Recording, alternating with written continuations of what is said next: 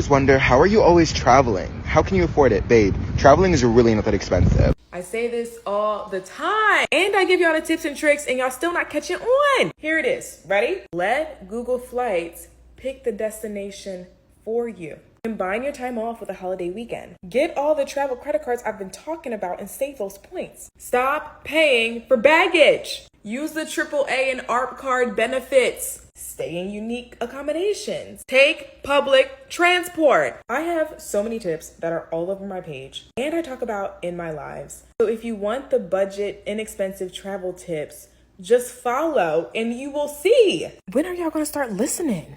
So the reason how I know about all these travel hacks and these discounts and all the ways that you can save money is because I worked a very toxic job and I lived in a very inexpensive state where I still made significantly less than the standard of living every single year. I did not have paid time off. I got 10 days a year, as in those are my sick days, and I found a way to travel even with all of these conditions. So if you're sick of all the travel accounts, don't follow them. But to anyone who actually wants to learn how they can do the same thing for themselves, I have a ton of resources on my page and a bunch of playlists that you can go through. I also talk about these things on my lives, and you can even see all of my vlogs on YouTube. But enough of the trolling comments.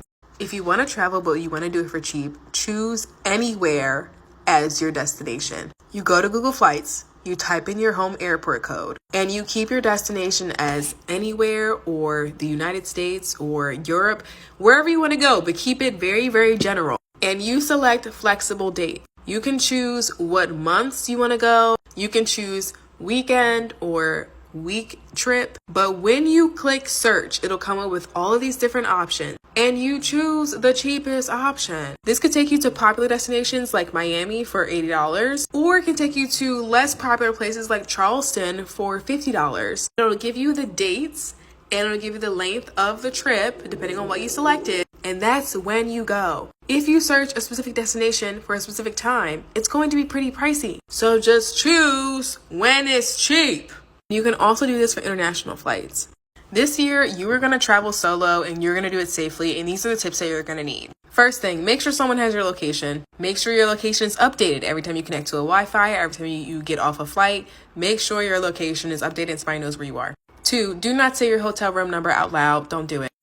If you can help it, do not stay in a room that is near an elevator. Sometimes you can choose a room, sometimes you can't. But if your room is near an elevator and you get off that elevator and someone else is still on, what you're going to do is you're going to get off the elevator, you're going to walk past your room, act like your room is down the hall somewhere. And then once those elevator doors close, you're going to circle the block and you're going to go back to your room. You're also going to put a second name on your reservation. So there are 2 people in your room and the second name is another name. Doesn't matter what gender, just make another name. And when you check in, you can get 2 room keys. That's fine. If your trip is over a week, it may be harder to pull off that you're staying with someone else. So you're going to make friends with someone from the staff that you feel like you can trust, and they are going to be your person for the trip. You're also going to make friends with other solo travelers. I'm a solo traveler and I rarely pay for baggage fees, but here's how I do it. This is the hack. What I do is I will take a vacuum seal bag or a packing cube, and I will pack clothes that I can mix and match to make a few different outfits for that trip and just put it in my backpack. You don't always have to pay for luggage. I have even packed for a 2-week ski trip in Europe in a carry-on. If you want to know what backpack or packing cubes or luggage I'm using, it's all linked in my bio. Y'all are sleeping on the AAA and the AARP travel deals, but I'm gonna put you on real quick. So AAA is typically known for their roadside assistance or their insurance, but they also have a ton of travel deals specifically for hotels. And by deals, I mean you can find 4-star hotels that are about $200 a night in Dubai. You can also get discounted ticket prices to amusement parks, museums, any type of tourist activity that you want to do in a given city.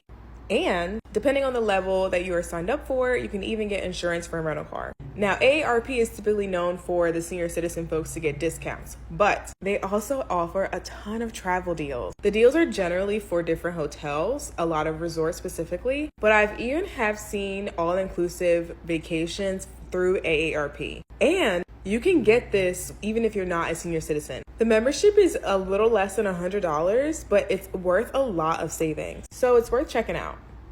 Here are my travel credit card hacks. I have used these cards myself and none of them have annual fees. First is my BILT rewards card. I earn travel points just by paying rent using this card. I put all of my living expenses on that card as well, and they have a lot of really great deals for flights, especially international flights for like 10,000 points.